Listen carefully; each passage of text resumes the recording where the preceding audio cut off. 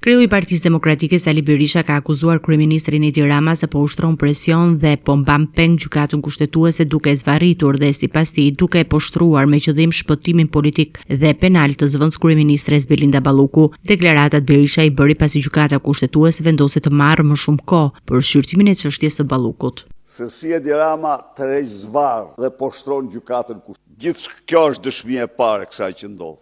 Ajo mori përsipër të shqyrtojë një çështje të cilën absolutisht nuk mund ta shqyrtonte pa kaluar në apel dhe në gjykatë e lartë.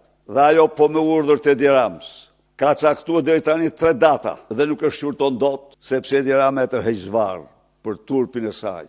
Se Edi Rama përbën një rrezik madhor për vendet e tyre, mbasi ai është padrinua sot i karteleve më të fuqishme të drogës në Europë, të cilat eksportojnë drejt Europës.